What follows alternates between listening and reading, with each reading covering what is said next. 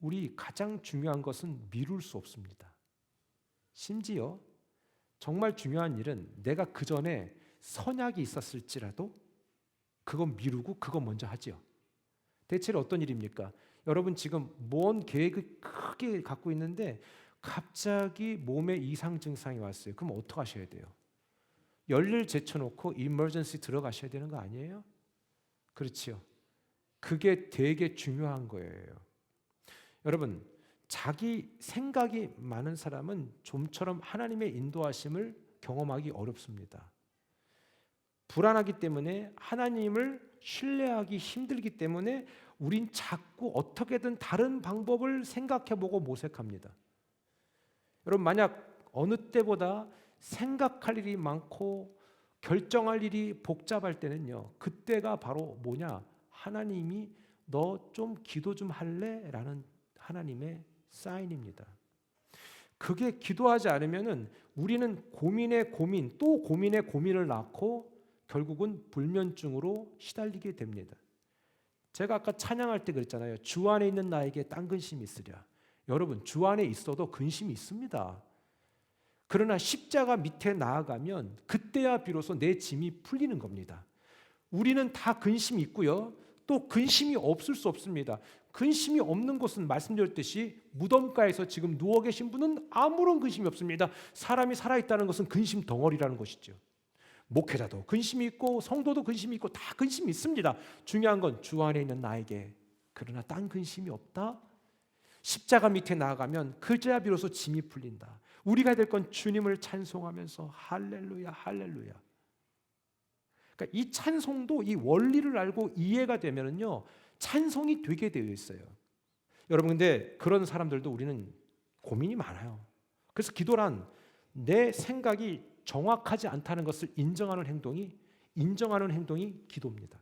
뿐만 아니라 하나님의 도움 없이는 내가 절대로 내 인생을 펼쳐나갈 수 없습니다라는 그 믿음의 고백에서 나오는 게 기도입니다. 그래서 제가 포장하지 않고 가감하지 않고 얘기하겠습니다. 내 삶에 기도가 없다는 것은 나는 하나님 없이도 살 수 있습니다라고 내 몸이 증거하는 겁니다. 어때요? 불편하죠?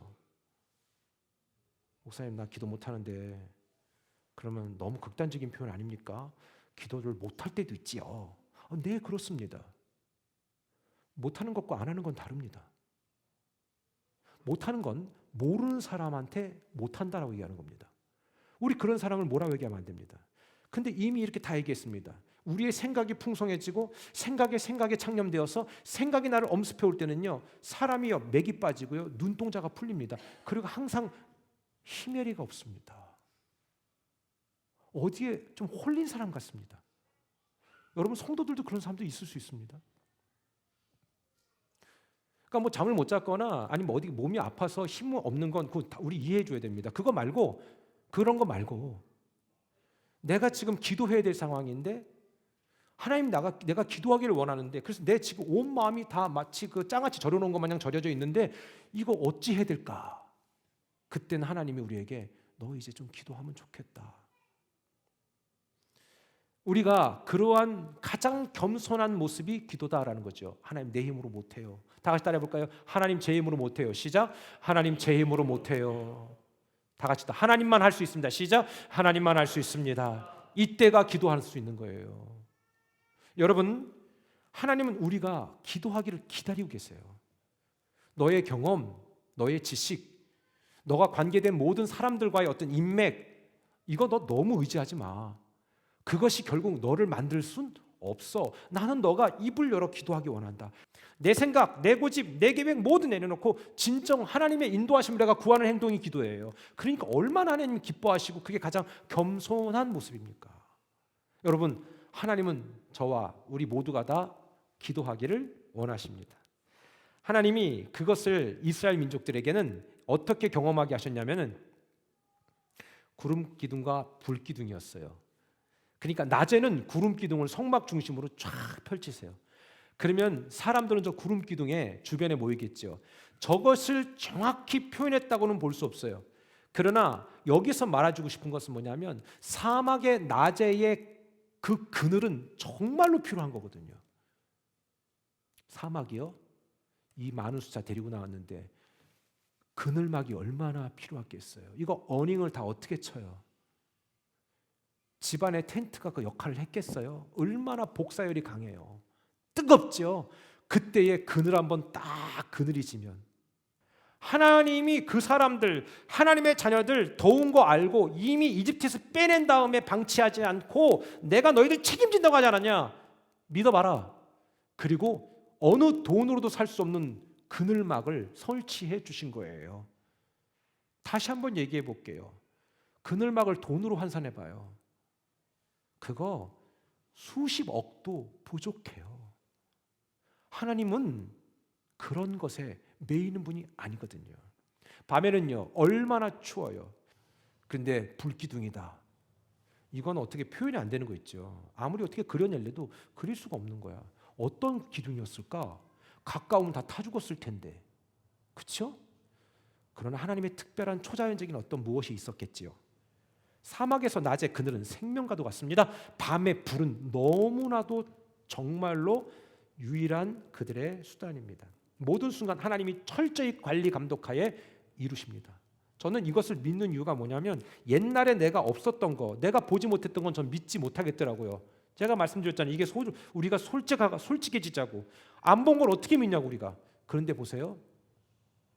지금도 하나님은 말씀드렸듯이 1억 9천만 킬로미터의 거리를 정확히 재시고 태양과 지구의 그 간격을 유지하시며 달과의 거리를 38만 킬로미터를 그대로 두시면서 정확하게 유지하셔서 그 지구의 끌어당기는 힘 때문에 우리는 조수간만의 차이를 느껴요.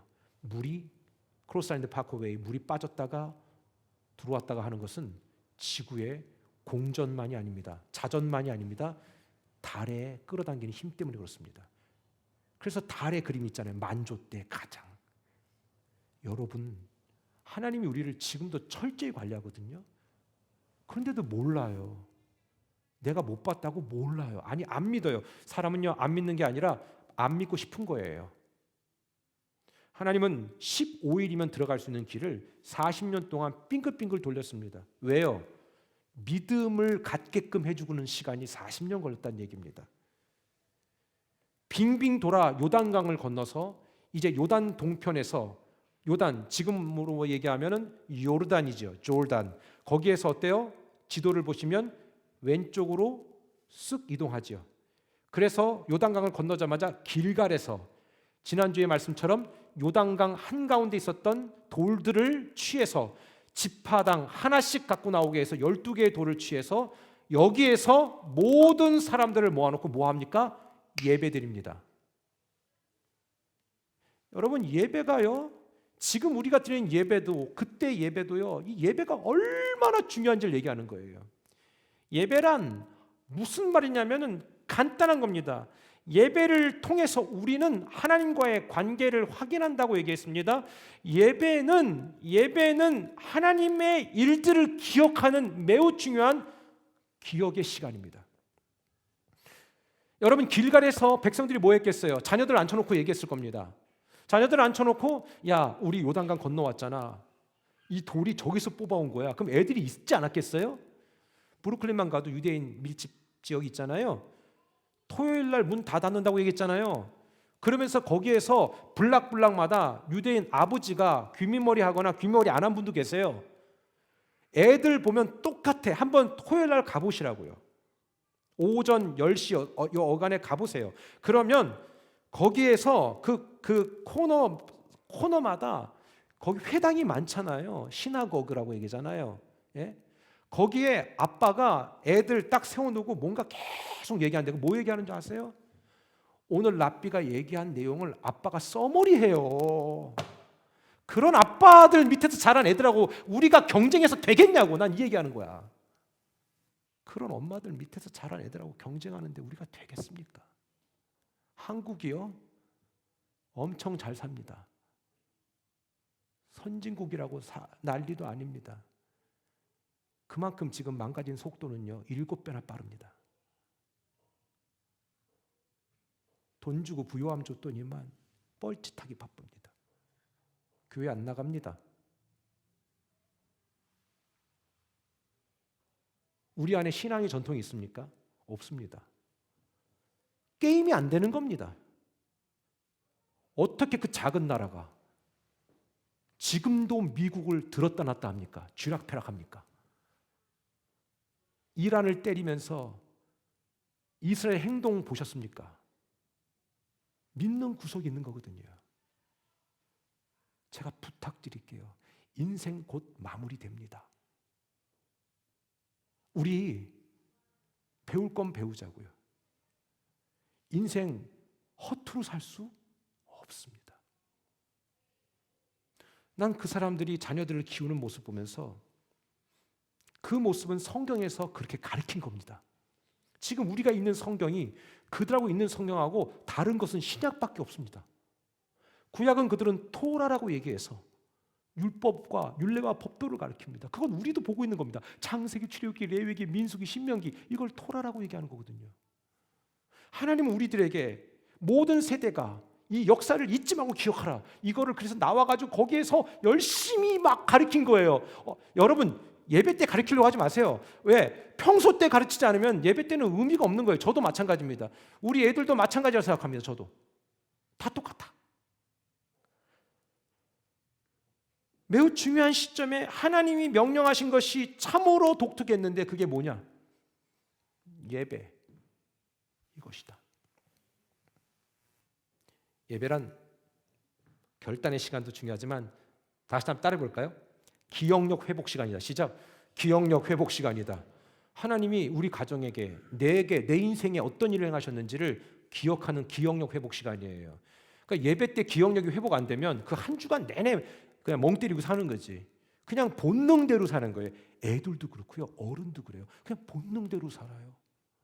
내 몸이 느끼는 대로 갑니다. 내 주변에 있는 지인들에게, 이웃들에게, 가족들에게 하나님이 내게 무슨 일을 행하셨는지 이렇게 얘기하는 거예요. 말하는 거예요. 이게 예배란 말이다. 그런 것이죠.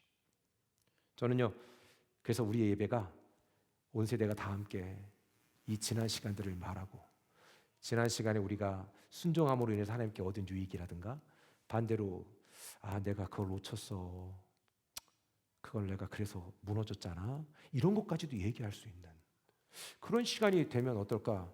예배가 무너졌다는 것은 그래서 영적 기억 상실증에 걸린다는 걸 얘기합니다. 여러분, 그렇기 때문에 예배가 무너지면요, 모든 것이 차례대로 무너집니다. 예배가 무너지면 그 사람의 사회적 영향력도 무너집니다. 예배가 무너지면 사회의 관계망이 무너집니다.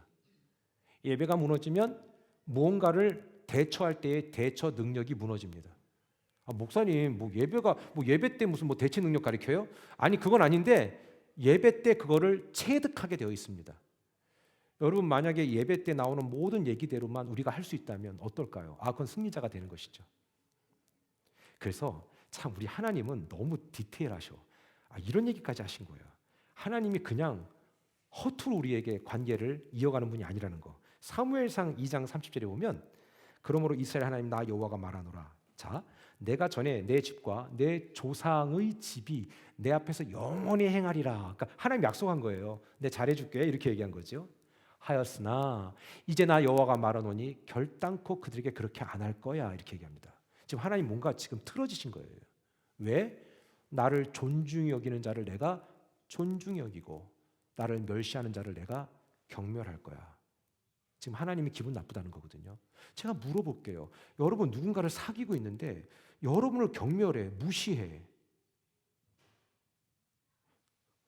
그러면 그 만남을 가져야 됩니까? 우리의 사랑은 완벽하지 않다. 우리 하나님 이걸 너무 잘 아는데 하나님도 마찬가지예요. 우리의 인간적인 만남도 얘가 나한테 인격적으로 대할 때 나도 그 사람한테 인격적인 대우를 할 수 있는 거거든요. 하나님은요, 나를 존중히 여기는 자를 내가 존중히 여기고 나를 멸시하는 자를 내가 경멸하겠다. 이거 당연한 거 아니겠습니까? 어때요? 하나님은 존중받지 못해도 우리가 존중하지 않아도 우리를 계속 존중하셔야 되나요? 우리 하나님 나를? 아니에요. 우리가 하나님을 멸시하는데 하나님은 그런 나를 멸시하면 안 되나요? 그건 가짜 사랑이죠. 사랑은요, 엄밀히 말하면 이렇게 조건적이에요. 이게 정석인 거예요. 제가 이렇게 얘기해도요, 모르는 사람은 죽어도 모릅니다. 저 가감 없이 얘기해도요, 절대로 모릅니다. 야, 그러니까 오죽하면 계시록에 귀 있는 자는 성령이 교회되게 하신 말씀을 들을지어다라는 말을 계속 반복하잖아요. 심지어 예배가 얼마나 중요하다고 얘기했냐면 요한복음 4장 23절에 보면 아버지께 참되게 예배하는 자들은 영과 진리로 예배할 때가 오나니 곧 이때라.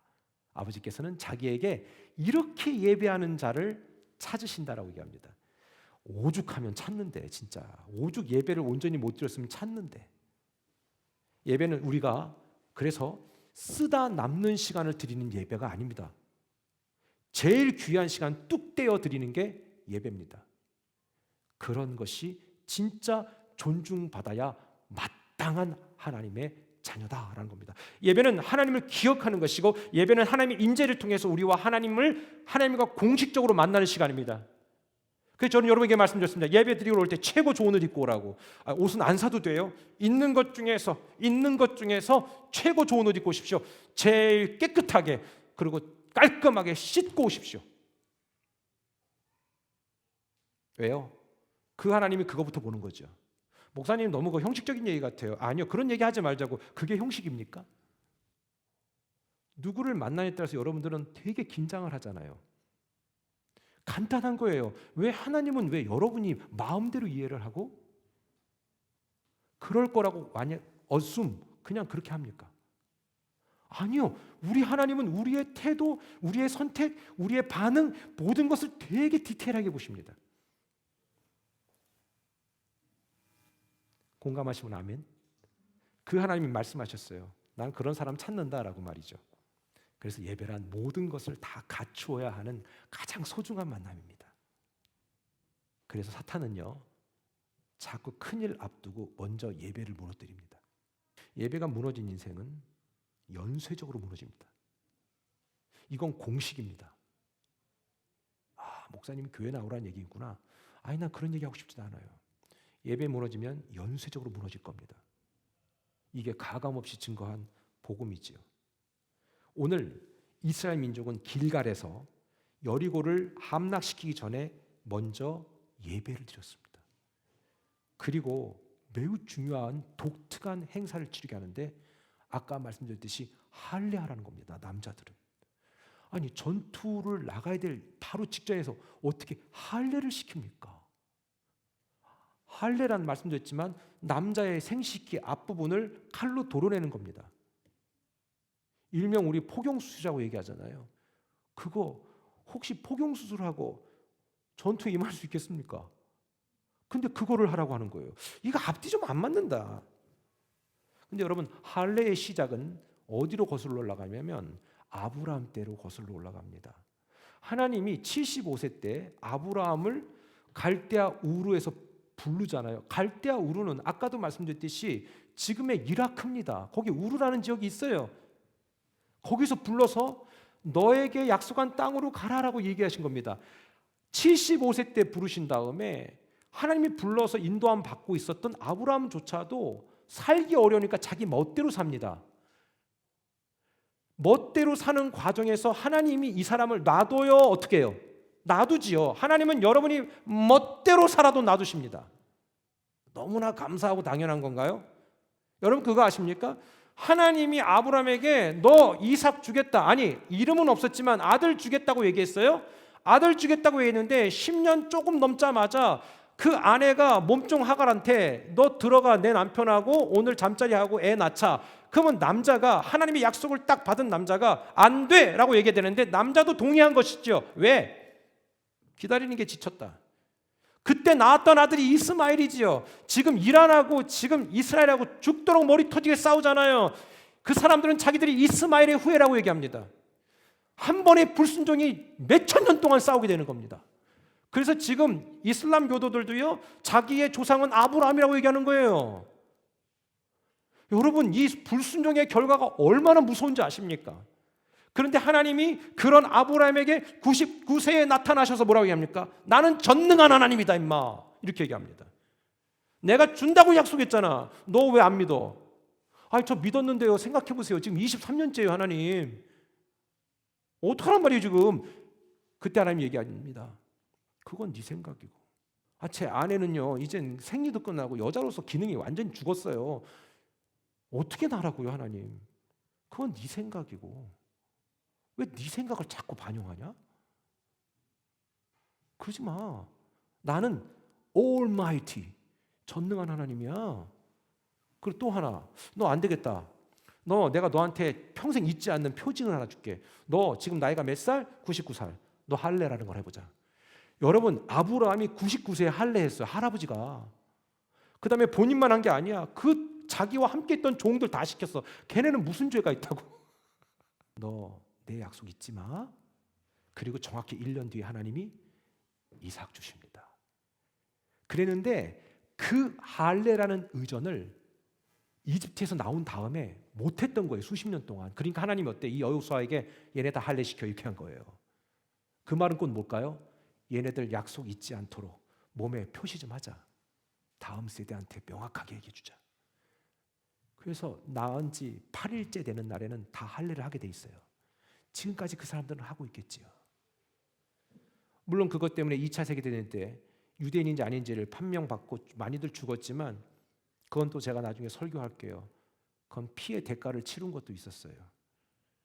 할례의 첫 사건은 아브라함 때, 지금은 상당히 시간이 지난 다음에 여호수아가 성결을 선언하고 이렇게 얘기합니다. 우리 볼까요? 창세기 17장 26절 27절. 이건 아브라함의 얘기입니다. 시작. 그날에 아브라함과 그 아들 이스마엘이 할례를 받았고, 그죠? 이건 이삭을 낳기 전입니다. 시작. 그 집의 모든 남자 곧 집에서 태어난 자와 돈으로 이방 사람에게서 나온 자가 사온 자가 다 그와 함께 할례를 받았더라. 남자는 다 받은 거예요. 아니, 집에서 일하는 종들도 다 받았어. 이 말은 누구라도 내가 약속의 자녀가 될 수 있다 얘기하는 거예요. 누구라도 이 약속을 믿고 순종하면 그가 누구라도, 어느 민족이라도. 여러분, 그래서 복음 안에는 인종차별이 있을 수 없어요. 여러분들, 미국도요 인종차별 엄청 심했고 지금도 있어요. 겉으로 아니라고 해도 유일하게 인종차별에 대해서 말할 수 없는 곳이 있어요. 어딘 줄 아세요? 교회입니다. 여러분, 진짜 보도 듣도 못했던 대한민국에서 어떤 한 청년이 왔어요. 미국의 어떤 한 교회에 간증하러. 지금으로부터 수십 년 전에 원종수 목사님, 원종수 박사님, 미국 암 전문의 아닙니까? 한국 서울대 수석으로 입학하신 분. 그분이 옛날에 초등학교 때 전교 557명 중에서 556등이셨어요. 근데 서울대 수석으로 합격하고 수석으로 졸업하셨어요. 로마서를 읽으면 지혜를 얻는다고 해가지고 그분이 로마서만 읽고 하나님이 진짜 그런 지혜 주었더니만 시험 치를 때마다 답안지가 다 보이는 거지 뭐. 왜? 우리 그런 게 있잖아. 이렇게 공부할 때 보면 이렇게 퉁퉁하면 몇 페이지에 어느 이게 느껴질 때가 있잖아요. 뭐 그런 게 있다 그러더라고요. 예. 그런데 중요한 거는 그래서 1등 먹었어요. 그리고 암 전문의가 됐어요. 근데 그런 사람이 미국에서 딱 간증을 하는데 이게 간증이 되겠습니까? 그런데 오직 하나, 저 사람 예수 믿는데, 그 한마디로 미국 사람이 세워준 거예요. 예수 그리스도의 권위를 아는 사람은 예수 그리스도를 만난 사람을 함부로 대하지 않습니다. 이제 아시겠습니까? 대한민국이 옛날엔 어디에 붙은 나라인지도 몰랐습니다. 제가 2000년에 미국에 여기 처음 총각 때 왔습니다. 그때 잠깐 들렸습니다. 그때도 정말 창피하게도 한국이 어느 나라인지 몰랐습니다. 나 그때 되게 자존심 상했어요. 2000년에 여기 왔는데 LA에서 시카고로 뉴욕까지 제가 계속 이동했는데 한국 모르는 사람이 꽤 많았습니다. 여러분, 그때 그 느낌 아세요? 난 뭐지? 난 다 알 거라고 생각했는데 88 올림픽 얘기하니까 그게 그 나라야? 이렇게 얘기하는 거예요. 매치를 시키지도 않았어요. 그런데 어디를 가든 가는 곳곳마다 이제 각 교회를 가면서 집회를 했거든요. 그런데도 불구하고 일개 나라, 정말 어디 붙은지도 모르는 나라에서 온 청년을 극진히 대하더라니까요. 예수님 믿는다는 이유 하나 때문에. 여러분, 하나님이 그런 분입니다. 여러분, 뭘 아십니까? 하나님 때문에 우리는 팔자는 없지만 소위 팔자가 바뀌고 인격적인 대우를 받고 어디 가서 말도 섞지 않을 사람이지만 말을 섞게 되는 일이 일어나는 거 아니겠습니까? 이게 지금 무슨 뜻인지 알았으면 좋겠습니다. 저도 우리 자녀들도 예수 그리스도를 아는 것이 가장 고상한 일이다. 그리고 어디 가서 너가 인정받고 가장 하이 클래스가 될 수 있는 유일한 길이다. 저는 이거를 계속 얘기합니다. 신분 세탁은 그렇게 하는 겁니다. 그게 진짜 하나님이 우리를 이끌어 주시는 은혜입니다. 할례를 행했다는 것은 세상과 너를 단절시킨다는 겁니다. 그리고 나만 의지해라라는 것이죠. 그게 바로 할례의 의미입니다. 끊어내라! 너가 끊어내지 못하는 걸 끊어내라! 그리고 반드시 나는 너를 이끌어 줄 거다! 이것이 하나님의 목적이 할례의 의미입니다. 근데 그걸 옛날엔 남자들이 다 그걸 했던 거예요. 남자들이 막 아내도 핸들링하고 자녀들도 핸들링하면서. 근데 어떻습니까? 사탄은 지금 남자들을 무력화시킵니다. 시대가 지날수록 남자들이 진짜 무능한 존재처럼 여겨지게 만들어 버리고 있습니다. 물론 저희 교회는 그러지 않은 남자분들이 더 많습니다만 사탄의 목적은 남자를 무력화시키는 겁니다. 남자를 무력화시키는 유일한 방법은 아내를 무력화시키는 겁니다. 무력화된 아내에게는 유능한 남자가 나올 수가 없습니다. 왜요? 그게 아담과 하와의 원리이기 때문에 그렇습니다. 할례를 받았던 사람들은 일주일 이상 꼼짝도 못합니다. 6월절 절기까지 모두 적진 앞에서 그냥 대기하고 있는 겁니다. 그런데 더 놀라운 것은 지금 아파 죽겠는데 쳐들어오지도 않습니다. 이게 하나님의 타이밍인 겁니다. 하나님은 보호하는 거죠. 그 상대방의 마음을 핸들링하고 있는 겁니다.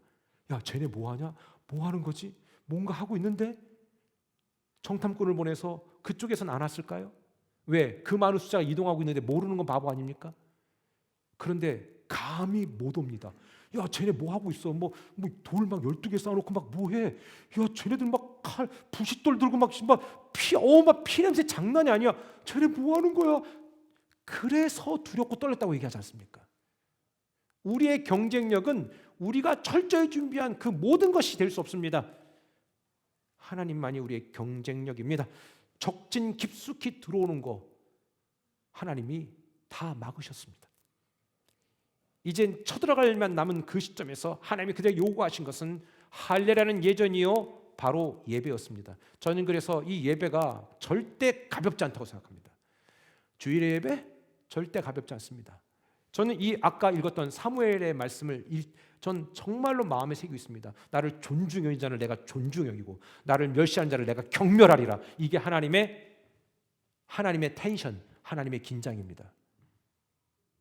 저는 그 하나님을 제가 존중하기를 원하고 그분을 정말 멸시하지 않기를 제가 원합니다. 여기에서 매우 중요한 마지막 이 말씀이 있습니다.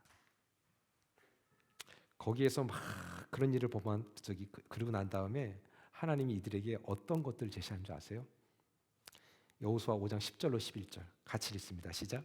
또 이스라엘 자손들이 길갈에 진쳤고 그달 14일 저녁에는 여리고 평지에서 유월절을 지켰으며 유월절 이튿날에 그 땅에 소사물을 먹되 그날에 무교병과 볶은 곡식을 먹었더라. 아멘. 1월 10일경에 요단을 건너서 진을 쳤어요. 그 다음에 14일, 그러니까 며칠 지난 거예요? 3, 4일밖에 안 지났단 말이에요.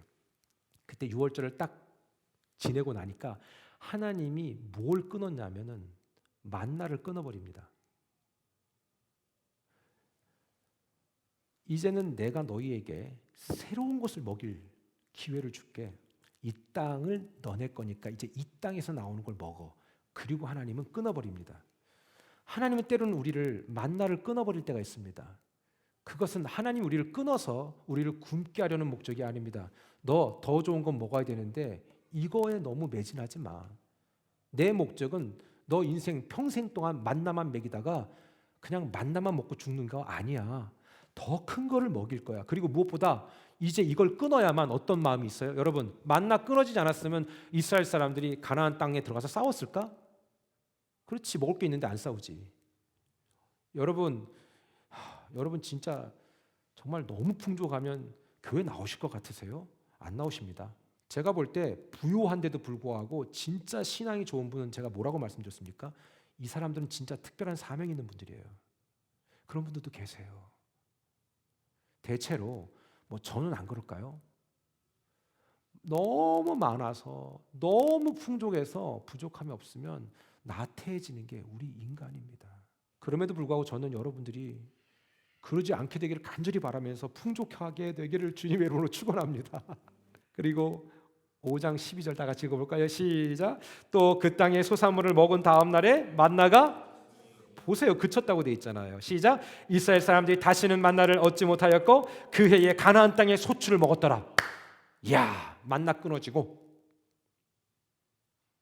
새로운 거를 먹게 됩니다.